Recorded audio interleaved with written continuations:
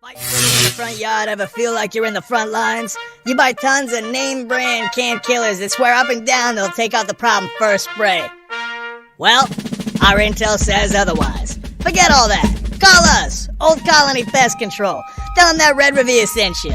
We handle commercial and residential pest control needs. Take care of anything from ants, roaches, ticks, mosquitoes, rats, and more. No wildlife or termites at this time. Call us at 774-400-5993, and we'll bring in the big guns.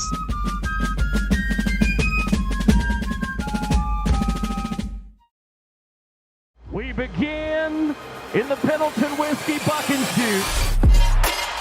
Ryan Solo has a lot of intensity. The kick on this one. Yeah. Get to the eight. Come on. All day long.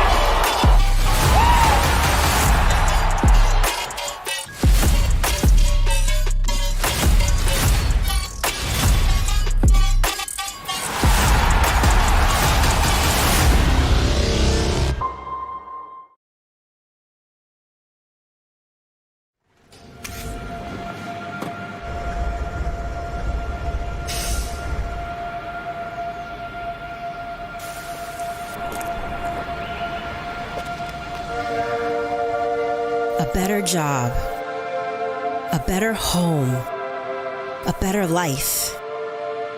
Who hasn't wished for these things, worked for them, and sought a place where they had a better chance of becoming real? For generations, Brockton has welcomed those seeking something better. From those who came in search of opportunity to today's multicultural population that makes us the most diverse community in all of New England. Brockton is a place where homes are more affordable, communities closer, where a strong and talented workforce fuels the success of businesses big and small, and the vision of a more diverse and equitable America is being realized every day. It's where ideas take root, businesses grow, communities thrive, new beginnings unfold, and the promise of a better life is kept.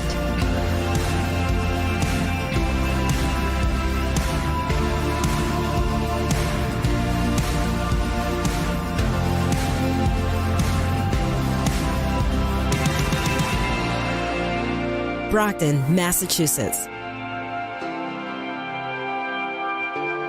where better begins.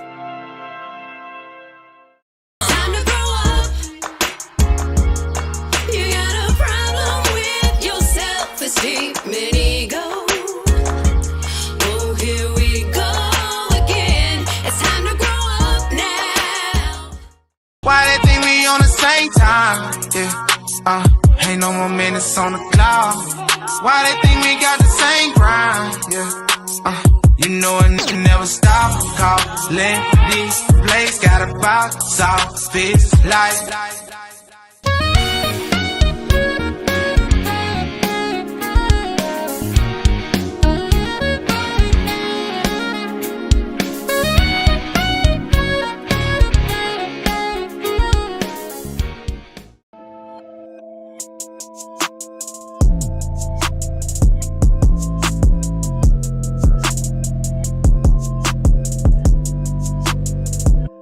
Yeah, I'ma run it up. Why the fuck you think you flexing with $100? Yeah, can I talk to you for a second? This is Motion with Randy. Yeah, you see me? Bring it, come get me. Ass fat, but the waist no slimming.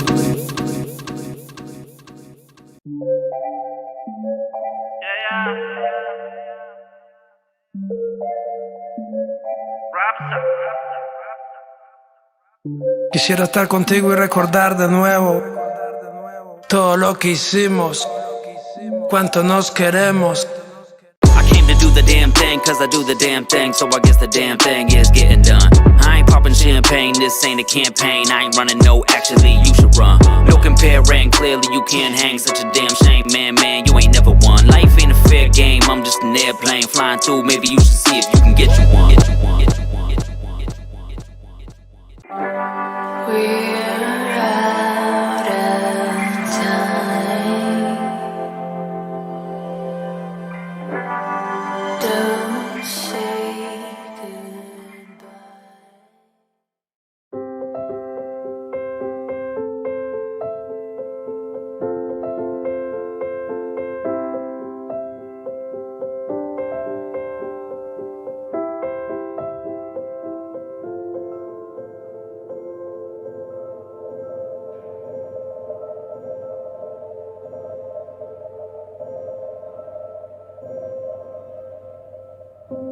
We're here when you're ready. It's caught in the crossfire.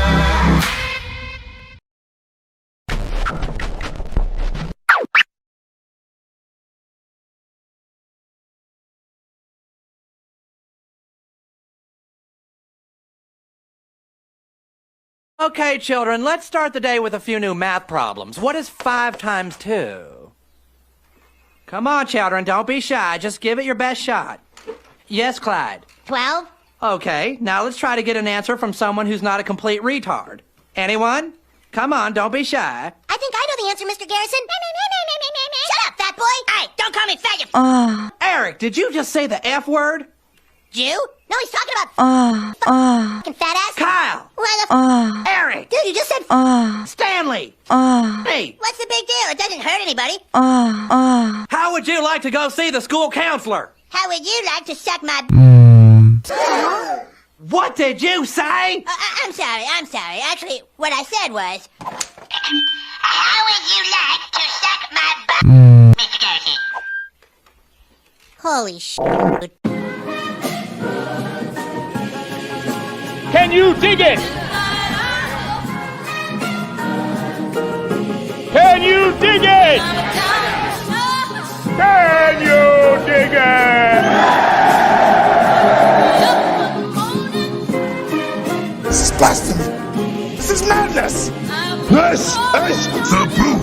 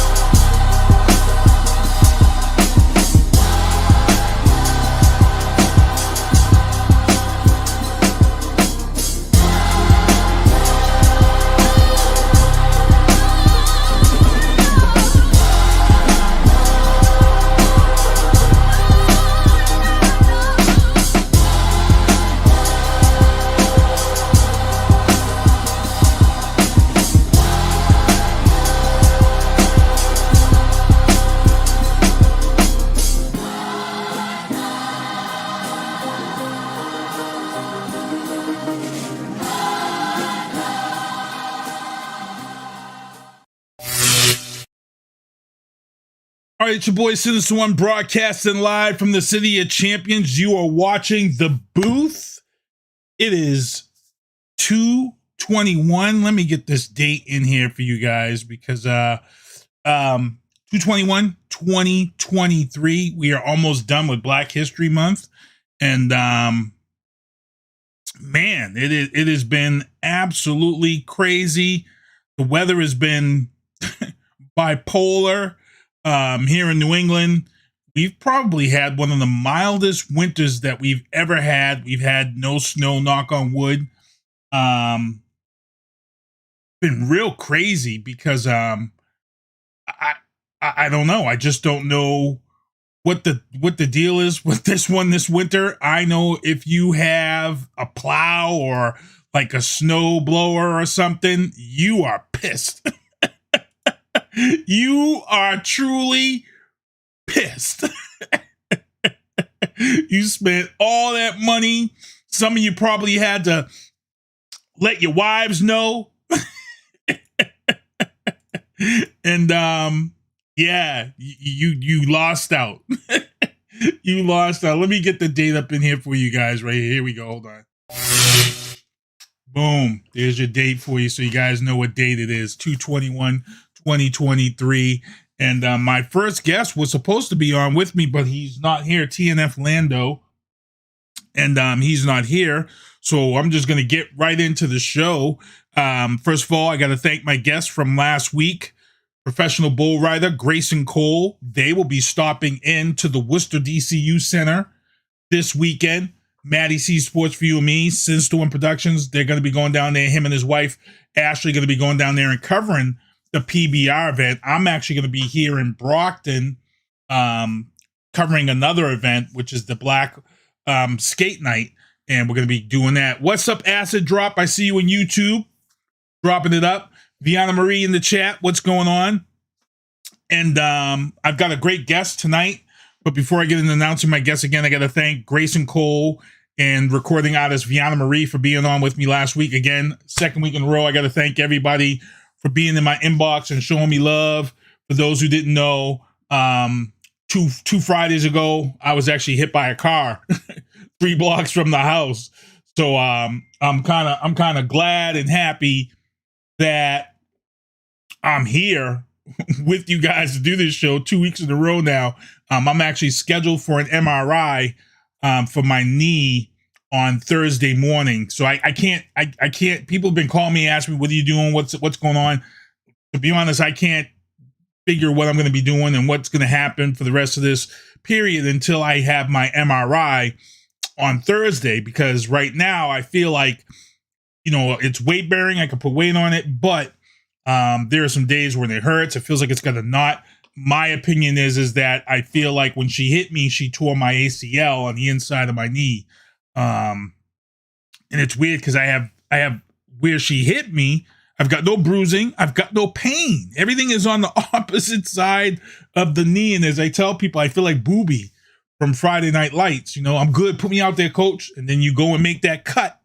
When you make that cut, boom, that pain comes right back. And it's hard. I actually went to a 50th birthday party for my 2 close friends, Sue and Jason.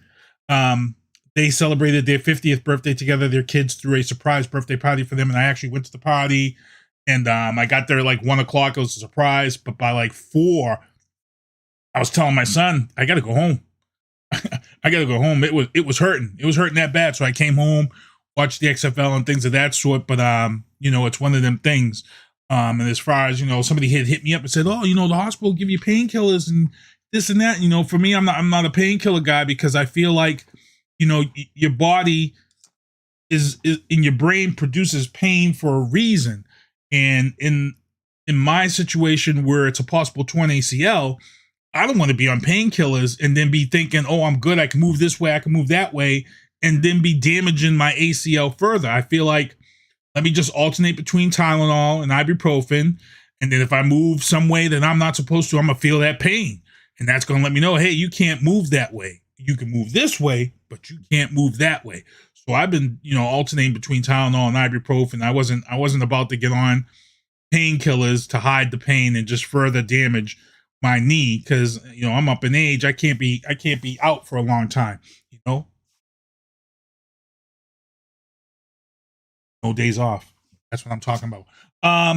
Again, I got to thank my guests for last week, Grayson Cole, professional bull rider, and he went and tore it up again last weekend. So he's coming into DCU. He's actually riding tomorrow night, and then he'll be at the DCU Center. And then artist Veana Marie, who hung out with me, she came on and talked all the topics. And then before I get into my sponsors, as I said, TNF Lando was supposed to join me tonight, but I have a guest, attorney Ashlie Case Sletvold. She is overseeing the residents in Ohio who have been affected by this train derailment. She's coming on to talk about that, the legal repercussions for this. She's coming on to talk about that. Also, before I get out there, I got to talk about album that's going to drop on Thursday. West End Northside drops on Thursday. This is featuring these rappers out of Vermont. I saw a clip of one of their videos of one of the songs coming off this album. Jesus Christ, it is crazy. Ken Diesel, I'm gonna rip this dude apart. he's looking to watch the show. So Ken Diesel's usually on the show. And my guest is coming in. My guest is coming into the chat. So what I might have to do is I might have to take a break and get him on. Let me see here. If he jumps in this chat, I'm going to take a quick break and get him on here. But I got to mention these guys out of Vermont. The album drops on Thursday. West End North Side drops Thursday. And the rappers out of Vermont, D French, Breeze, Vazi, and Jibba. Please, please, please check these dudes out on Instagram, YouTube, all over the place. They're coming with that heat. They're coming with that heat from Vermont. And it is straight fire. Straight fire. So hold on here. I'm trying to work some magic here. Trying to do two things at once. Sending Ken Diesel a link to the show. And then I'm trying to get my guest on in here, TNF Lando. He's supposed to be coming on here. And I'm trying to get him into the chat. So get into the Zoom. Hold on. Let me get him in here. Send him a message.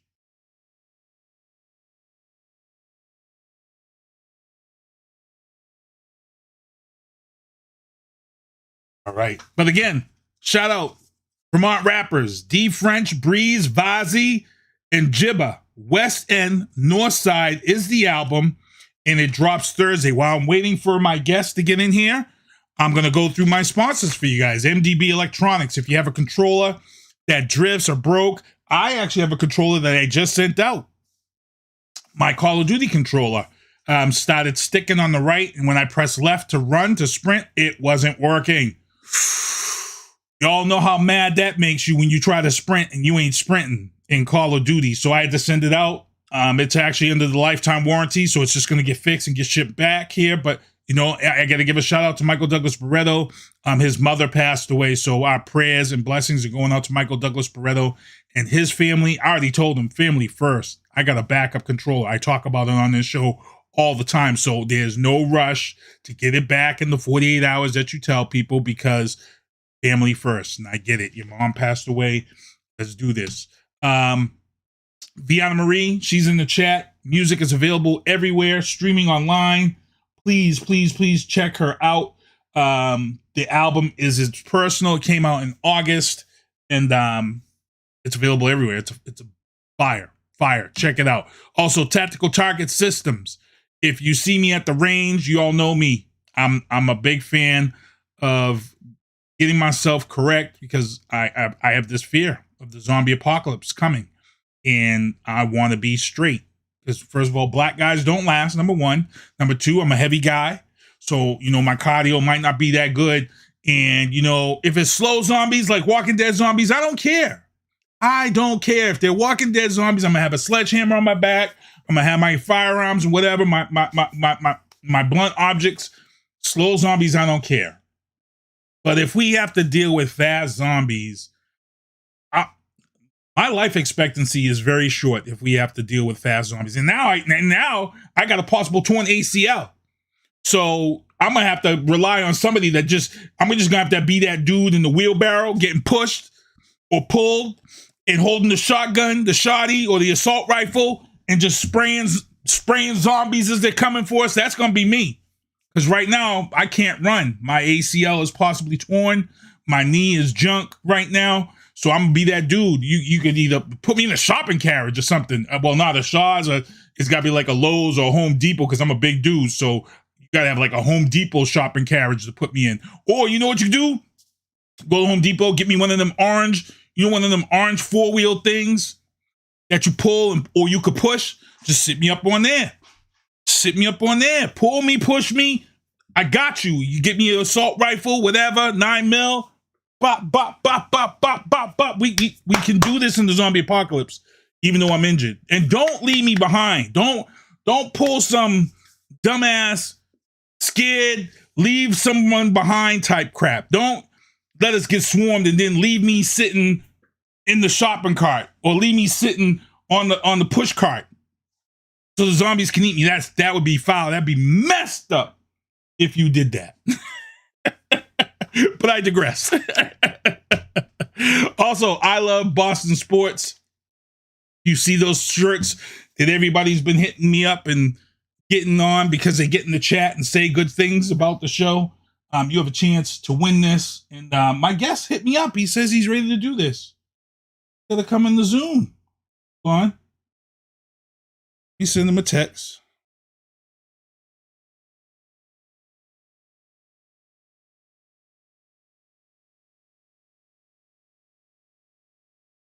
Hold on, I'm just doing some business live. He's supposed to be in here. But let me get back into my stuff. News booth. I'm gonna get into the news booth. I see Ken Diesel out here. Other people out here in the chat. Ken Diesel, Veana Marie. What's going on?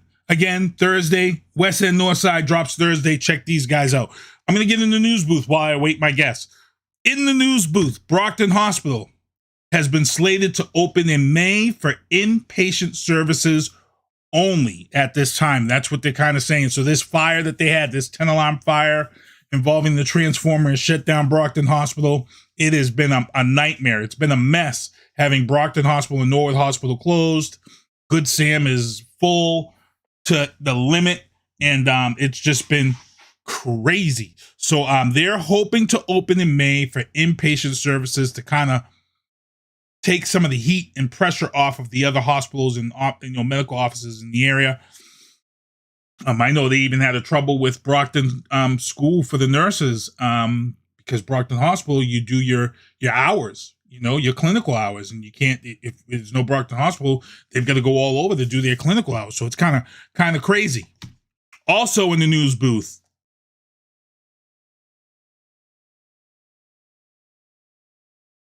researchers in Tokyo have built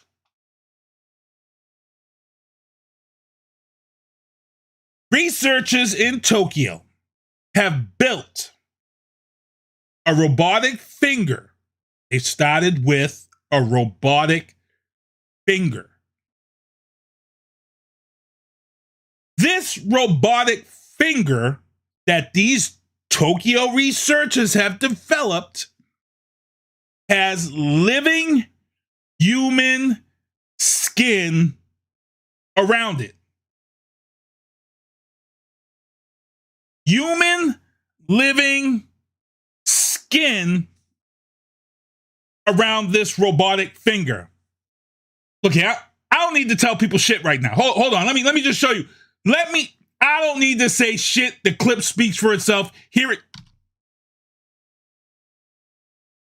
I'm going to get this clip up for you guys and show you.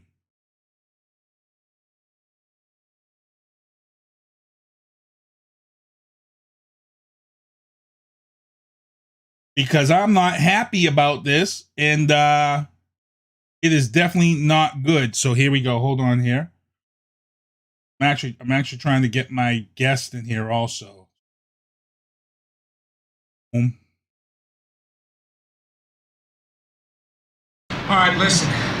The Terminator's an infiltration unit. Part man, part machine. Underneath, it's a hyperalloy combat chassis. Microprocessor controlled. Fully armored. Very tough. But outside, it's living human tissue.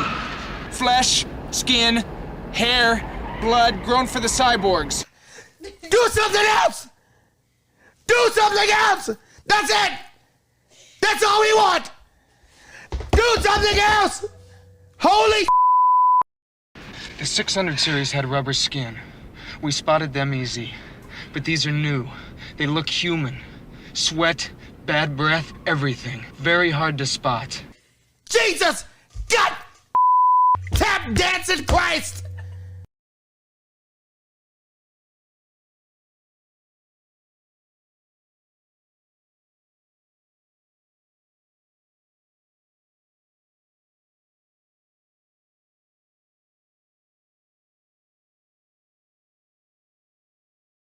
Human skin around a robotic finger.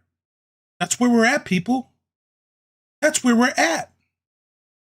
This is what scientists are doing right now. I'm not feeling this.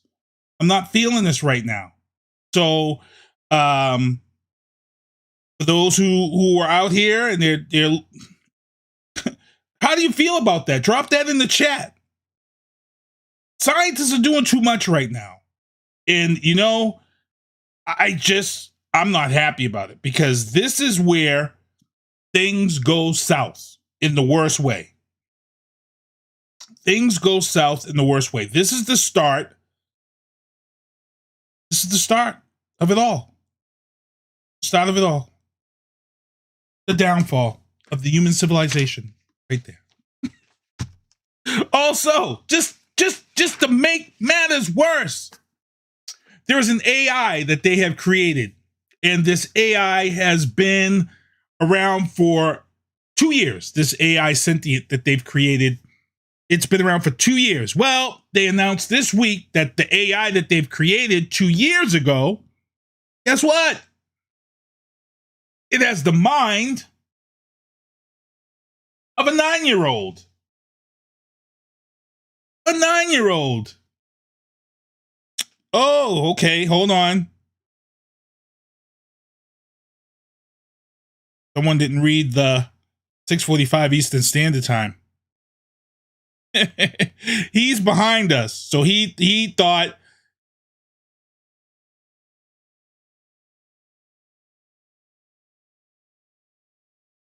he's thinking 6:45 his time. It's 6:45 East Coast time.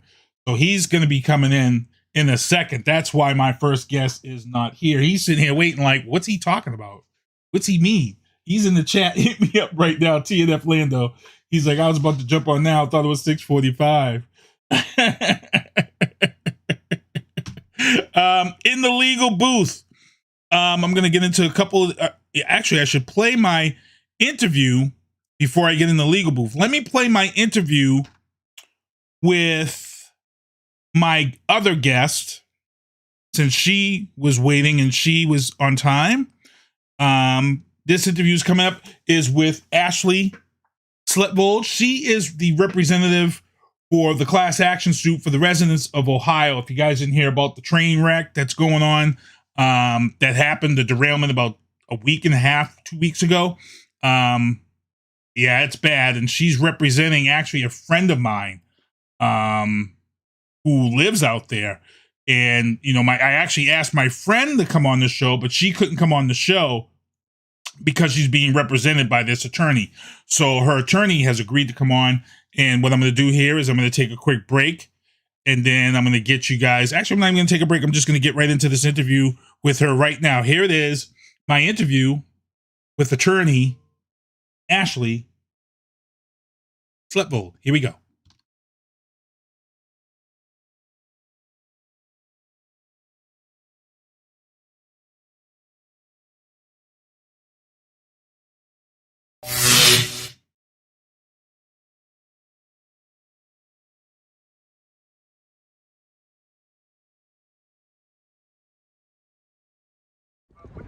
I've been in East Palestine this week talking to residents who were forced to evacuate after a derailment of a Norfolk Southern train on February 3rd. Residents were told that they could return home, but since they've been back, many have concerns about being back in their homes, and they're concerned about smells and the potential for health effects from chemicals that were released during the derailment. Right now, there's sort of just this kind of cloud of concern that's hanging over the town. On Friday, February 3rd, around 9 p.m., a Norfolk Southern train derailed in the small village of East Palestine, Ohio, which is on the border with Pennsylvania.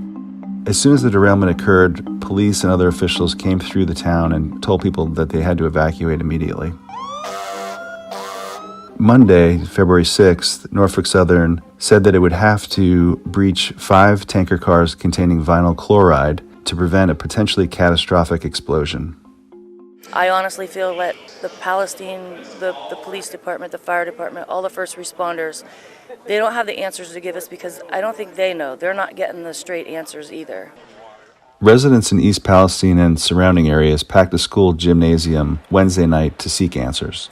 We're trying to get information out to our citizens. Everybody's concerned. I'm concerned. But, you know, it's not Norfolk Southern here. It's the EPA, the people that have been working with us, trying to get our citizens back into their home safe. It was just a big runaround. Like, I feel like a lot of the questions that were asked were people's rantings and just speaking in circles. The answers that were given were things that we've already been told. Norfolk Southern declined to send representatives to the town hall, citing safety concerns. The railroad said it has distributed $1.5 million directly to more than 1,000 families and some businesses, and has established a $1 million fund available immediately to the community. One of the chemicals released in the train derailment was vinyl chloride, which the National Cancer Institute says is associated with a higher risk of liver cancer. Federal and state environmental regulators say they're going to continue to monitor the air quality and water in the area to ensure that it's safe for citizens. What we have discovered through the testing and sampling that's been done is that very early on, we have estimated based on our sampling and modeling about 3,500 dead fish across that space, across those streams, tributaries, waterways. The administrator for the U.S. Environmental Protection Agency visited Thursday. Let me be clear. EPA will exercise our oversight and our enforcement authority under the law to be sure we are getting the results that the community deserves. So far, the EPA has said that air monitoring has showed no levels of concern from chemicals released into the air. The EPA has also said that the water is safe to drink in East Palestine from the municipal water facility. This is so much bigger than just it in the water. Our environment, our wildlife animals, our farmers that have to till their soil up. Many residents want testing inside their homes, which is being done. But even when it is being done, they're still kind of distrustful about those results at this point.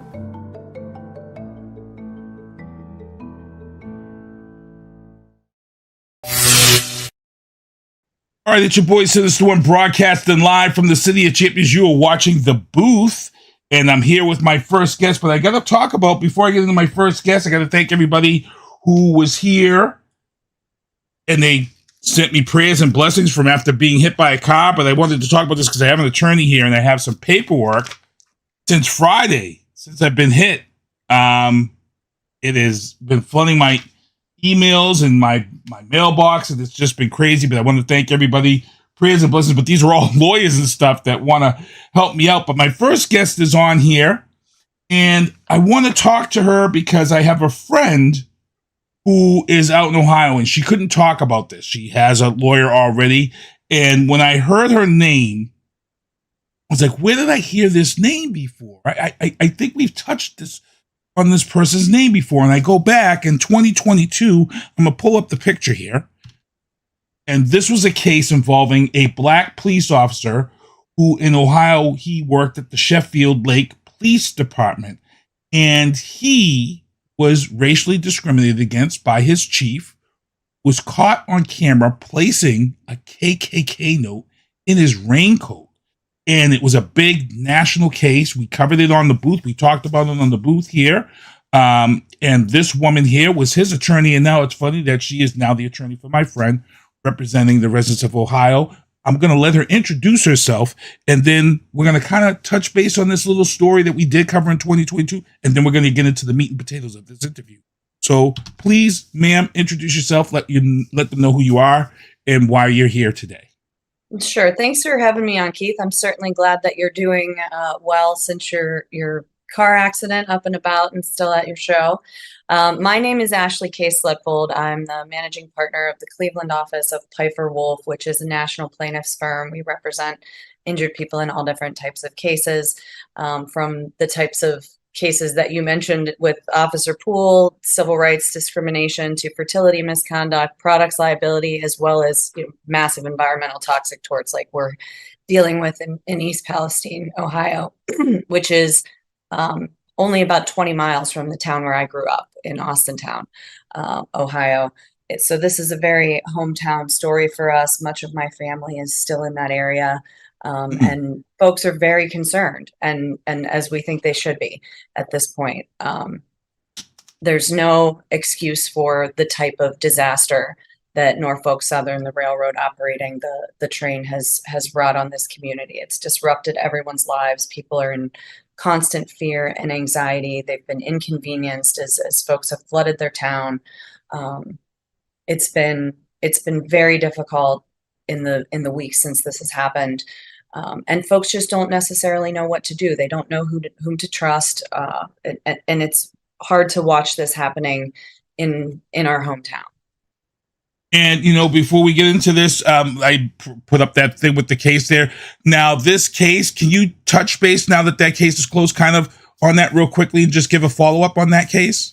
Well, you may think the case is closed because you haven't heard about it for a while, but what's going on with what's going on with Officer Poole's case, when you have an employment-related discrimination matter, you have to take it through an administrative process, either the Federal Equal Employment Opportunity Commission or the state equivalent, which for us here in Ohio is the Ohio Civil Rights Commission. So that has been going through the Ohio Civil Rights Commission process. There are additional charges that have been filed against that same department based on the former chief's behavior, including by a Latino officer who was discriminated against in similar ways, as well as a woman who was sexually harassed by him. So those charges are proceeding. But there are additional federal claims that you should be maybe expecting to see sometime soon and cover again. Wow, and I saw that that this chief of police I actually heard that this department hadn't hired minorities since 2021 or 2020 was when they actually fired actually employed that first minority employee, which is crazy in this date and time that you have a police department where for years in the 90s we were pushing the fact that we needed this coexistence of hiring properly, and the fact that they didn't have a minority on this force until 2020, 2021, it blew my mind away. And I said, in a way, and I know I shouldn't feel sorry for someone, but you feel like a guy like Chief Campo, you're in this environment where mentally he thinks this is okay because they never got that diversified training and things of that sort, that mixing of cultures.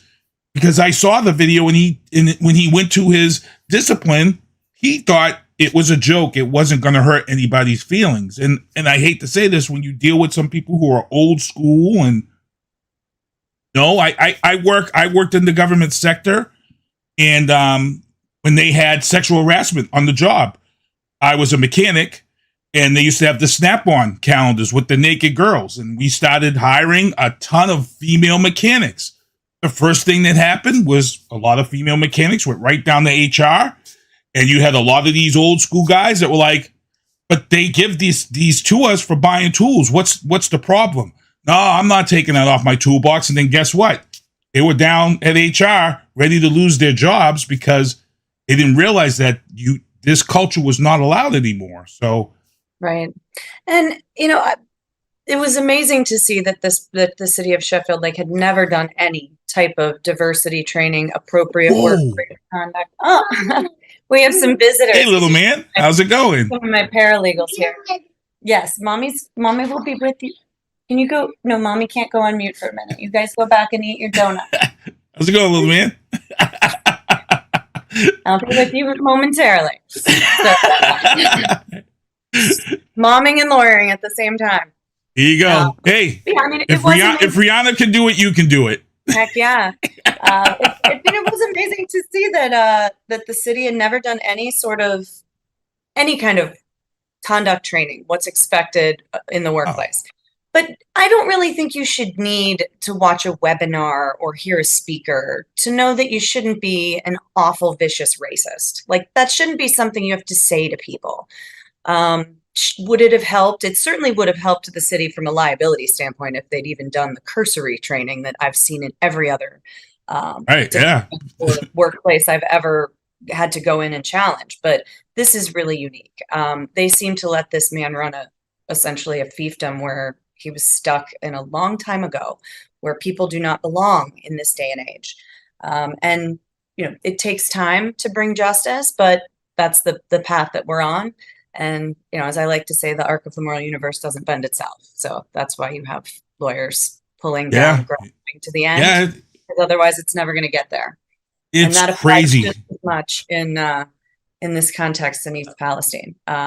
Because, I know you've got questions about the inconvenience checks that the railroad is offering and sort of what's all going on. We've got lots of government agencies sort of around here. Nobody sort of knows who's supposed to be doing what. There's a lot of questions, and it is going to take some time to determine exactly what the consequences of the release of chemicals, the fire, what burns. As these chemicals burn, they can change into other chemicals. So even if something wasn't on the train, it could still be a consequence of the train crash, as in the conflagration that ensued multiple times. So people are afraid, and they need to get good answers. And unfortunately, it's going to take some time to get to the bottom of the extent of the contamination and what needs to be done to remedy it. The EPA has been in there since pretty shortly thereafter the crash. For some reason, Norfolk Southern chose not to notify the federal authorities that regulate the railroads, Department of Which is crazy. For more than 2 hours after this crash. Yeah, that's crazy. That is beyond the pale. We need to get folks in there on the ground. So we're not looking as we approach our litigating our class action at simply what caused the derailment and what needs to be done afterwards. But every single action that the railroad took or chose not to take, because all of that is part of the liability story here. The residents of East Palestine, Columbiana County, and the surrounding communities that are impacted by this did not deserve this in their lives. And we can never put them back in the position that they would have been but for this crash and the aftermath. But we're going to do our best to get them as close as we can. The class action that we're pursuing covers all kinds of damages on behalf of residents and business owners that have been occasioned by this disaster, starting with the medical monitoring that's going to be necessary to do diagnostic screening, to identify what illnesses are caused by this over a long period of time. In addition to the medical component, we're also going to need to be looking at the soil, water, air contamination and what impact that has on farming, on anything that people do in their yards, whether it's gardening, whether it's their children playing outside, what can be done, what cleaning needs to be done to try and make this safe. That contamination and the stigma associated with being this close to a crash is going to have serious detrimental impact on the property values in this community, and the people that own residences and businesses in this area need to be made whole from the diminished property value that this disaster has caused. Beyond that, the inconvenience of having your life disrupted. The traffic is still not okay down there. You can't even get past Cardinal Welding. They've still got the road closed over there. It's the schools were closed for a week. People rely on the schools to provide education, and also so that they can work during the day while their children are cared for. The disruption in childcare, the disruption in work schedules. A lot of people have lost wages as a result of this.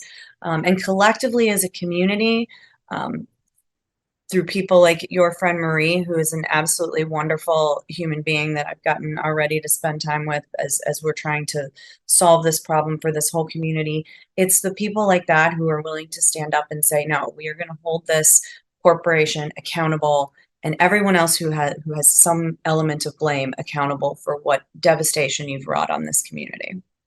And, there was some back and forth there. As you guys know, the EPA head is down there. Michael Regan was down there. And the head of the NTSB, National Transportation Safety Board, Jennifer Hamady, she was down there. And I'm very familiar with the NTSB and EPA because I worked in the government sector for the MBTA transportation here. And now I'm at Logan Airport working for Paul Revere Transportation as my regular gig outside of broadcasting.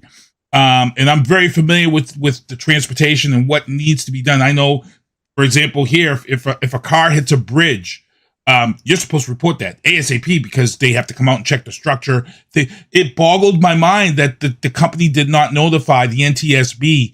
This wasn't just a normal train jumping the rail. This was a pile up of cars, and there was this fire, so they should have been notified ASAP. The other thing is that there were some rumors going around, and Jennifer Hamady had said that she said on Pete Buttigieg to not spread misinformation. There was some rumors out there that there was some braking systems that was supposed to be on this train that wasn't on this train. She says she's not sure if this train would have even had that braking system. The problem here is that back in 2018, President Trump had rolled back certain EPA regulations and rules, which we were affected by ourselves. There were a lot of things rolled back that was to protect the environment and protect the people. Now, this train, if those rules were in place and not rolled back, that train would have had to have been braking while going through that community, because there are certain rules when trains are going through certain communities, they have to kind of ride the brakes so these type of things don't happen. Once this was rolled back, guess what, people? It adds more profits into the pockets of these companies such as Norfolk. And if you guys look at some of the shareholders of Norfolk, one of the names that speaks out to me is JP Morgan. It's just insane. One of the questions that I want to ask you, because you did answer a lot of questions. Let's go back to this $1,000 inconvenience that they're paying to the residents of this town. I kind of felt like with the money that the railroads and shipping, because of this bottleneck, for those who didn't know, this bottleneck has created a ton of profits for trains and shipping. They've got record profits across the board. I feel like $1,000 inconvenience check is a slap in the face to these residents. I feel like that they don't value what these people are going through right now. Like you said, schools have been closed, supermarkets, things of that sort have been closed, so they can figure. What is your opinion on that $1,000? Because I feel like it's a slap in the face. I think I prefer to view it as the tip of the iceberg. I'm a glass half full kind of girl. I think it's an acknowledgement of the certainly the inconvenience, but of the disruption of these people's lives that this railroad has caused. This is not, if you haven't been to East Palestine, the track runs very close to homes and businesses. It's not like it's remote, like way out, like it's a couple miles away or something. You see this from your home. You hear this from your home. Very close proximity, and the number of people and businesses within a mile of this crash site is significant. And so I think it's the very bare minimum. Right, mommy's busy right now, Love Bucket. Can I see you in a little bit? I'm sorry. He's real serious. Can I just give me 1 second? Sure, no problem.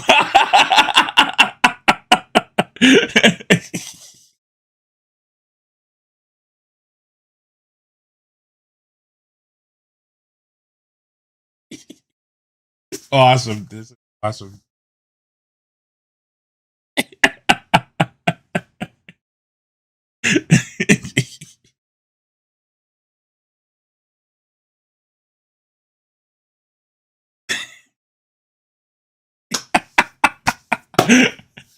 If you need something done, you give it to the busiest mom you know. Awesome. It's great. Right, I love it. I love it. We're on inconvenience checks. So I think it is very much an acknowledgement of what they understand that they have done here. They have completely disrupted and devastated this community. They've turned people's lives upside down. People are quite rightly in terror of the unknown occasioned by this. What's in the air, what's in the water, what's in the soil, what we're going to see over the coming years, because this kind of contamination doesn't show up in a well. That's right. 20 minutes after a crash. Oh, exactly. It takes a while to get down in there. And so I think the inconvenience checks, certainly to the extent that they're now giving them out without requiring folks to sign any kind of release or waiver, which they initially were, allegedly by mistake. I don't know. They had lawyers in there on Saturday morning. Norfolk Southern did. So I'm pretty sure that they were clear on what they were doing there in the community. But they say it was a mistake. Apparently their lawyers are just as careful as as the folks loading their trains and running their operations. So I think it's step one. And there's certainly, as you've acknowledged, this is a $56 billion company. If you take just a casual spin through their SEC filings, they're more than happy to beat their chests about how many trains they can fit on a track and how heavy they can make them and what the resulting increase in shareholder profits is.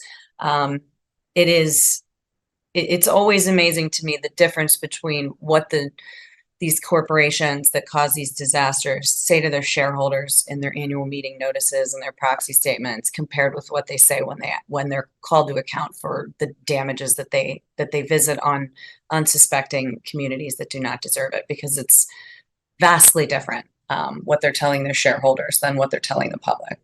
And for those who don't know, just days later in Detroit, another train derailed and ended up burning, and it wasn't as bad as Ohio, but guess what, people? Same company, Norfolk. Yeah, and Same company.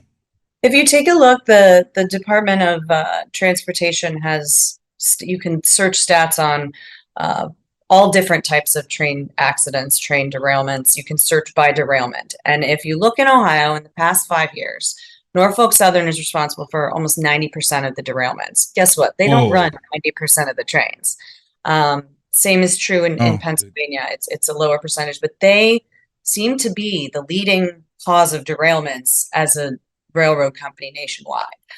So it's always something to be aware of, that if this company knew it was having problems with trains derailing, and as we get further into the facts and we determine whether it was the same kind of problem that caused this derailment or another one, and in most instances it's an amalgamation of factors. It's often never just one single thing.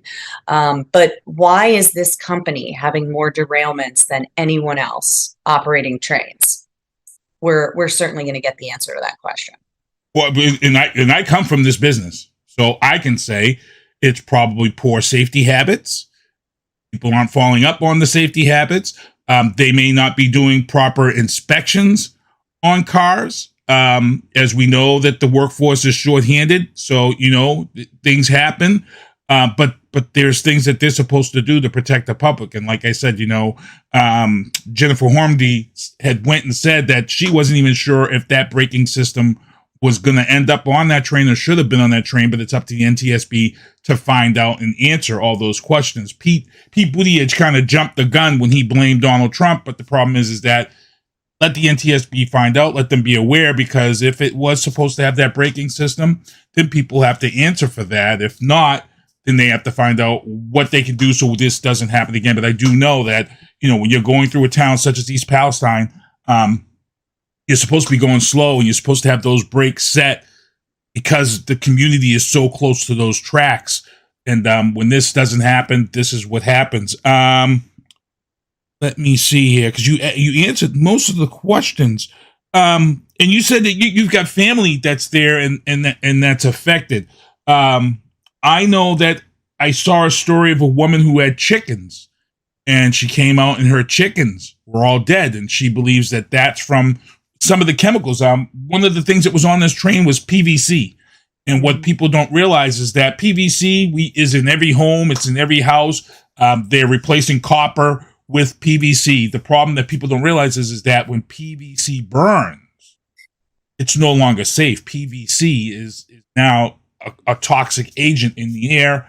And as we saw with the chickens, again, you don't know the damages that this is going to cause. You don't know what was caught in the wind and went into other cities and other towns that's going to affect.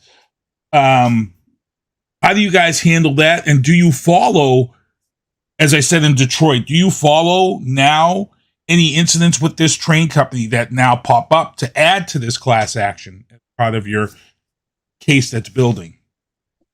The point you bring up about the animals, the livestock implications here, which we haven't really touched on yet, are part of what we are pursuing on behalf of the residents and the commercial owners as well, because you've got some people that have animals for personal home use, and you've got some folks that are doing more commercial farming. But yeah, we've seen the dead chickens. We've seen the chickens that are surviving stop laying eggs. We're seeing all kinds of bizarre behavior by both livestock and house pets, whether it's hyperactivity, anxiety, whether it's not eating and drinking as normal, whether it's intestinal disruptions, just odd behavior. And getting to the bottom of what that is going to be another inconvenience for the folks who are living in this zone. Can they recover? Are these animals safe? Is it safe to eat the eggs from chickens that are in this zone? I mean, I don't know. And that's the very unfulfilling thing, is that you're not going to get answers to these questions for a while. Because it just takes time to conduct the investigation. We're expecting to see, an initial report on the cause of the crash in the next week or two. And the EPA has been in there since day one. It was last Friday, the 10th, so a week ago Friday, that they delivered the circular note, like the Superfund notice, to Norfolk Southern related to the site, in advising Norfolk Southern that it's going to be responsible for the cleanup of what we still don't know. I mean, we still don't have a complete list of what was on that train. And it's my understanding that the engineers continued on, detached the train and continued on with the manifest, so that the first responders on site, the firefighters who are showing up trying to protect their community, they don't know if they can safely put water on this, because some chemicals, it makes it much worse. Just like if you throw water on an oil fire on the stove, it's about to get a lot worse. Similar things can happen in the context of a massive train derailment. To not be there with the manifest to assist the first responders showing up to protect their community is outrageous. That steps had to be taken to even get the information from Norfolk Southern about what was on that train, so that the first responders could be safe and that they could protect their community, is an outrage. And again, this seems to be consistent with how this corporation operates, in a way that is not mainly focused on operating in a safe way and protecting the people nearby. They should have been able to take that train through that town without anyone ever noticing. I mean, the trains in East Palestine and in many railroad communities, you almost forget that they're going through. You stop hearing it because it's so regular. But now that sound is triggering a trauma response in people. Whether it's folks, Vietnam vets that we're working with, who have underlying PTSD, that now the flames and the smoke take them back to a place they would rather forget. And the same for folks for whom this disaster was the trauma. When they hear the sounds of the trains, it's very disturbing, and they're afraid. And that makes sense. And that's not something that should be disrupting their lives right now. And that's the railroad's fault. So we're looking forward to getting fully to the bottom of what caused this disaster, what the ramifications are, how we fix it, and how to make sure that the corporation is responsible for the damage that it's caused this community and the surrounding areas. And before we close this interview out, how do you make sure you get the word out for people to make sure that they get their, it's their right to be compensated? How do you get that word out to people? Hey, because, there's a lot of people that are going to sit back and they're not really going to care. They're just going to live their lives not knowing that, hey, you need to be legally compensated for what you're going through right now. How do you get that word to all those people? Don't. I mean, I know there are certainly no shortage of lawyers visiting, and as you've seen, sending mail into East Palestine at this point. But when you're wondering what the outcome is going to be, when you don't know exactly how things are going to go as a resident, as a business owner in this community, you want to get counsel as soon as possible, and you want to do it in a way that's measured. There are many great lawyers in the greater Youngstown area, in the Steel Valley. But handling a matter like this is not something that even the best, general practitioner can do. This is a highly specialized area that's going to require the investment by the lawyers of millions of dollars of our resources to litigate these cases. So it's not something that the lawyer who handles your will or handles your kind of thing can handle. Those are great lawyers for what they do, but for those of us who do this, and have the experience to do it, we are uniquely situated as a national firm with experience. And I mean, among our team, we have handled everything from, products, pesticides, contamination, dicamba, Roundup, paraquat, to oil spills, train wrecks, the Deepwater Horizon. Our team that's working on this has the exact kind of experience necessary to do it and to do it well and to have the resources necessary to make it happen. Because the best of intentions and wanting to protect one's community as a lawyer who doesn't have this type of experience isn't going to get folks where they need to be. So getting a lawyer, making sure you've done your research on the lawyer should have a website that will tell you the types of matters that folks have done. Feel free to go to ours. It's at piferwolf.com. And you can see what kind of background experience litigation folks have worked on. And uniquely for this particular disaster, I, as someone who grew up in Austintown and runs the Cleveland office of Pifer Wolf, my partner, who's our managing partner in New Orleans, grew up in Boardman. Former state legislator Joe Schiavone runs our Youngstown office. We are not only situated based on our experience and resources to handle this, but this is a hometown problem for us. This is personal for us. Our families are there. We want to make sure we take care of everybody because it's the right thing to do. And we're here with the resources to do it. So feel free to give us a call. Check out our website. We can be reached at 216-589-9280 or again at piferwolf.com. And what I'll do is I'm going to put up the business card that I have for you guys. I'll put that up after this interview so everybody can see it. We'll put it up for 5 or 7 seconds. So anybody who's watching this show in that Ohio area, because I actually produce a couple of shows for a couple of people in Ohio that are out there. Talk Back with Gloria Shea and Happy Hour with Lito. They're both out of Ohio. I produce their shows here in Boston. And, they've been talking to me about it also. So I want to thank you. Thank you for coming on. You answered a lot of my questions during this interview, so it's great. But Ashlie, I want to let you get back to being the mom on today and, let you get back to handling whatever fires need to be put out. Literal or figurative. But yeah, thank you. You're gonna edit my kids out. I don't care if you want to just say they were interrupting it. It's fine. That's life. It's part of the show. It's funny. And you know what? It's funny because since COVID, we saw this thing on interviews on TV when, you had major news networks, CNN, Fox, you saw these people that, and I feel like, you know what? And just to digress from the case and stuff, you're a mom. And I feel like when kids come in and things of that sort, I think it adds to that human element of sometimes what we forget when we're watching interviews on TV and things of that sort. Sometimes you get so focused on that person and that element and who their title is and what their title is and what they're doing.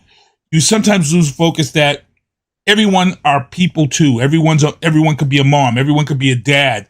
And for me, I love it. I love it because it just shows that everybody's human. Everybody is this when they're not on TV, whether you hate them or don't like them. This is what they are off camera. So for me, I love it. I love, and it doesn't bother me. I've done this show and my dog has come up wanting to go out to the point where I now take her out before I do my shows. So she's not popping up on the screen and having her moment of wanting to go outside to go to the bathroom. So I commend you, and I know being a mom and handling a case such as this is, it's balance. You've got to balance that. So I commend you. But again, I want to thank you for coming on. Again, please shout out your firm, please, one more time for everyone. Pifer Wolf. I'm in Cleveland. We are a national plaintiffs firm, home office in New Orleans, but coast to coast, we represent people who have been injured catastrophically by corporations and governments across the country. All right, thank you. And it's your boy Sinister One here. We're going to take a quick break, and we're going to be right back with more Booth. And again, thank you, Ashlie, for coming on the show. Pleasure to be here. Thanks for having me. All right, we're going to take a quick break. We're going to be back with more Booth after this. Here we go.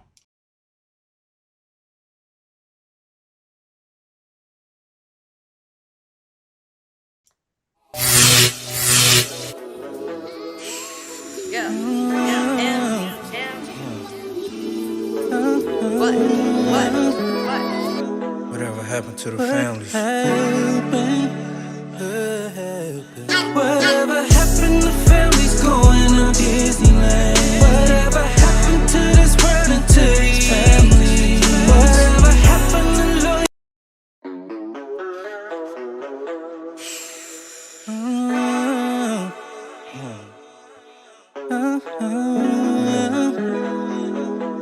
happened to the families?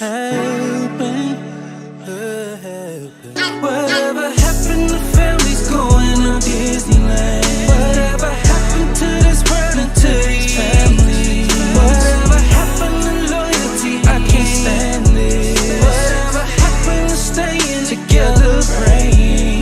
Whatever happened to families having Thanksgiving? Whatever happened to this world and to these families? Whatever happened to every kissing granny? Somebody tell me what happened to the family? What happened to the love and the peace? Whatever happened to the roots of the family tree? What happened to the gatherings where everybody meet? What happened to reunion when everybody come eat? Remember times we didn't have nothing, we had to split a piece of meat. At granny house, mama, she worked in and out through the week. Whatever happened to the kids ever respecting their parents? Me and being the head of the household and paying the rent. It make no sense, so much depression going on, feel like we lit. Whatever happened to the parents? Teaching kids about Jesus. So much pressure built up like a killing you for no reason. Start go funny accounts, can't even pay for the funeral. Whatever happened to families going to Disneyland? Whatever happened to this world and to these families? Whatever happened to loyalty? I can't stand it. Whatever happened to staying together, praying? Whatever happened to families having Thanksgiving? Whatever happened to this world and to these families? Whatever happened to every kissing granny? Somebody tell me what happened to the family? Family helping family, family helping neighbors. Family all we got, we gotta be grateful. Family stuck together when they wasn't able. We gotta do better. We got to do better. No matter the cost, we ride the whatever. Tell me what's going on. Whatever happened to families going to Disneyland? Whatever happened to this world and to these families? Whatever happened to loyalty? I can't stand it. Whatever happened to staying together, praying? Whatever happened to families having Thanksgiving? Whatever happened to this world and to these families? Whatever happened to every kissing granny? Somebody tell me what happened to the family? Family that prays together stays together.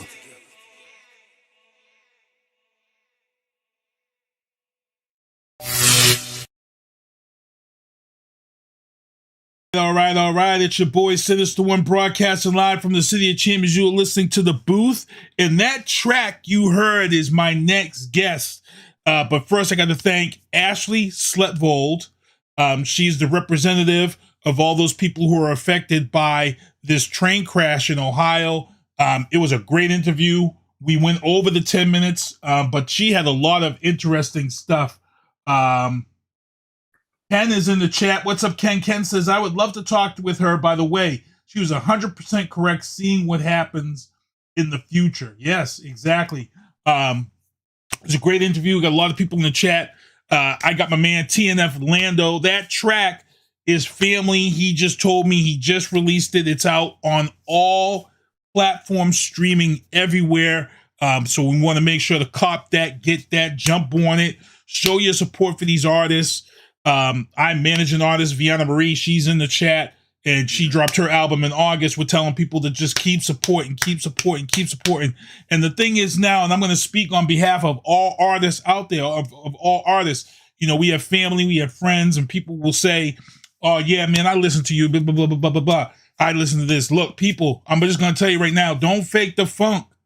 Artists are smart. Artists are watching the analytics. The analytics are telling us right down to what kind of device and where you're listening. So when you come up to me and say, you're my boy and you're listening to my music, trust me, I know. I can tell. It's real right now. The analytics right now is strong. It's real. It's put the power of checking everybody right in the artist's hands. You know what I'm saying? So it's a good ass thing out there. So don't fake the funk. Show your support. Really show your support, because artists are gonna know when you come up to them and tell them, I'm listening to your stuff, and they know you're not listening to it when they ain't getting no plays. I've said it on this show. I've looked at Veana Marie's analytics, and our stuff has been banging in Michigan, but no love in Boston. And we're like, yo, Michigan is to the point where, you know, we about to want to do a show out there. Now you, my friend, you come from St. Louis, Missouri. For those who don't know how the rap game and the music game got started in St. Louis, Missouri, my man Nelly is who really put that rap game on the map back in the day. He started that St. Louis sound, the St. Louis Lunatics, and Nelly just came out of nowhere, brought that sound and that music. They came after Atlanta's next, because at that time, when St. Louis popped off, Atlanta had it. Atlanta and Houston, that whole down south was locking hip hop down. And then all of a sudden, St. Louis. Man, Huey, you know what I'm saying? What was it like for you at that time? You know? Man, I was young then, you know what I'm saying? Just coming up. And like I seen a lot, you know what I'm saying? And it was crazy, man, just to see everything that was going on at that time, you know what I'm saying? I felt like I should have been a part of it at a young age, you know, just coming up doing music, and I always was doing music, and just seeing guys like Nelly do their thing, and Huey, and you know what I'm saying, people like that come from my city doing their thing. It was major for me, man. So shout out to them. Yeah, and like I said, you know, I remember when St. Louis kind of first burst on the scene, people in the hip hop realm was kind of clowning them right out the gate, because the sound was different. That St. Louis sound was different. And when I first heard Nelly, I was like, yo, this cat's something different. There's something there. And before you knew it, you couldn't turn on the radio without hearing a Nelly joint. And then once Nelly locked the women down, oh, it was a wrap. Once he locked the women down, once Nelly locked them down, it was a wrap from there. And then, you know, he started his acting thing and all that stuff. But St. Louis was there. St. Louis was for real. They was on the map, and we ain't going anywhere. St. Louis was not going anywhere. And you know what? I applaud that, because it's from a market that you really don't hear from. St. Louis is really, but you put your stuff on here. TNF Lando, Family is the joint. I like the joint already. We've been rocking your other joint, your video that you sent me. We've been rocking that one for a minute too. lick my lips. Been grinding, man. Shout out to Kylie Jenner, you know what I'm saying? Shout out to my godmom, you know what I'm saying? Angie, Big Angie, Angela Richardson, you know what I'm saying? She doing her thing out here in St. Louis. She a super mavin woman in the industry, doing her thing. She been doing her thing. And we just gonna keep growing, you know what I'm saying? It's TNF all the way, the Non-Effective. Oh yeah, I can go check that out, the Non-Effective Records. We have a website out, and we got a lot of different artists on there out doing their thing right now. I'm one doing my thing, and we on the grind, you know what I'm saying? And what's your big thing for 2023? Where are you trying to get out to? Where are you trying to perform this year in 2023, man? I just want to get out more, start traveling more, and touring and doing my thing. Come down to Boston sometime, and you know, just different places. I've been to California, you know what I'm saying? Nice. I'm out doing my thing out there. I did some acting stuff out there. I just been on a big journey, man, trying to keep my career going and doing the right thing, you know what I'm saying?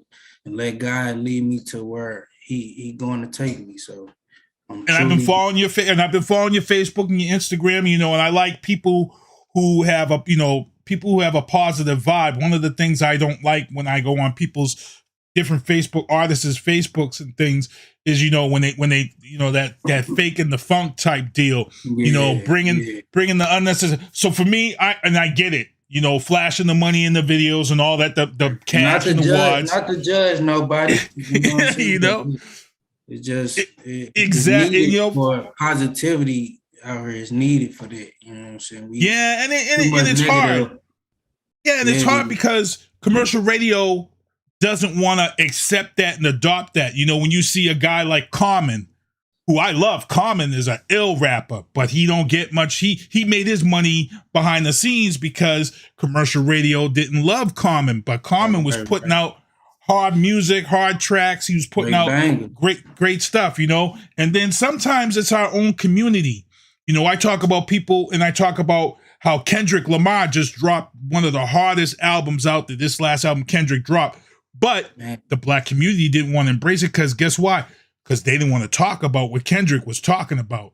Even though he was, you know what I'm saying? We don't, for some reason, we don't want to talk about the stuff when it's put in our face and say, hey, we need to talk about it.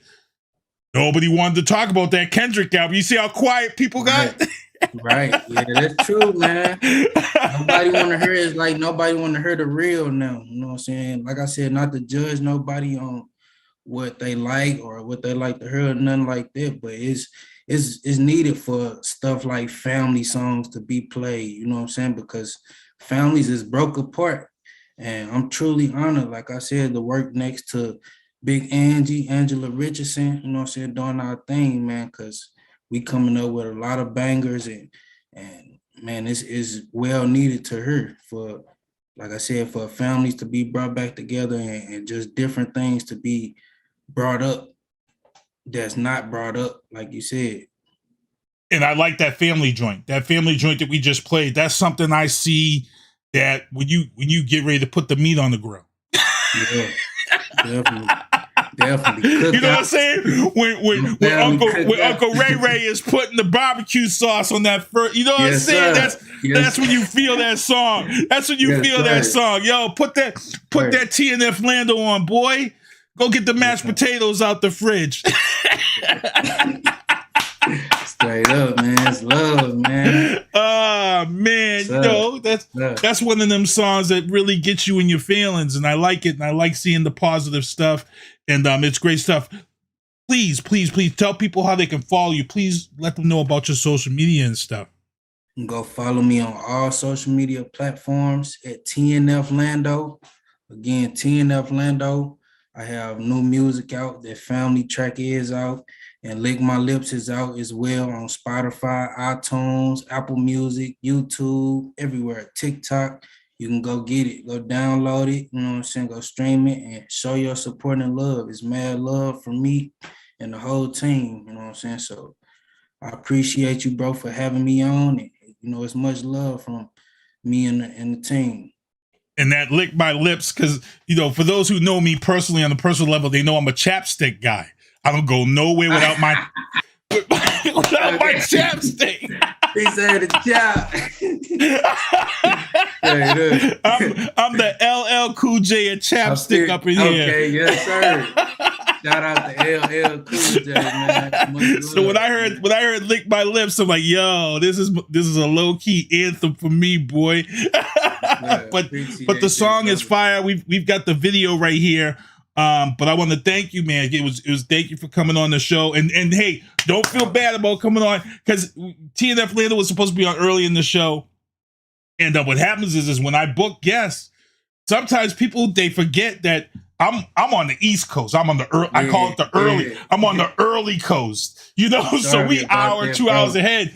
So it always happens sometimes. So sometimes we'll hit people up even the night before. We'll be like, yeah, we good. And then we just assume. So sometimes I got to tell people, sometimes I got to just tell people, hey, I'm on the East Coast. Because I'm on that early coast. I made it. I'm truly thankful and honored, man, to be on, man. It was a great show. You know what I'm saying? I appreciate you for having me, man. Much so love, let's get into this. You know, before we get out of here, who you liking right now in music? Who you feeling right now before we let you get out of here? I gotta know who you listening to. Who's in your iPod or Spotify? I'm a young man, but I listen to a lot of older stuff. I like stuff like Jodeci, Tyrese. I see that in your music. Yeah, I like to change it up on a newer tip. People like Lil Baby. I would say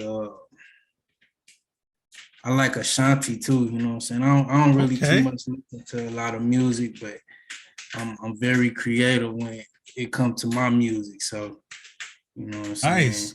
Good stuff. Good stuff. So I'm gonna let you, before we get out of here, I'm gonna let you introduce your video and let people know, and your video can take us out of here. Yes, sir. Lick My Lips, TNF Lando. Check it out. All right, here we go, people. Check this out.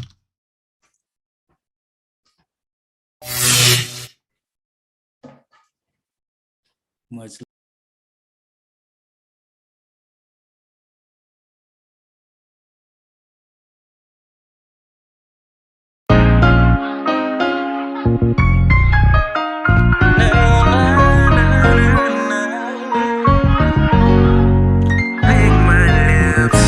Lick my lips.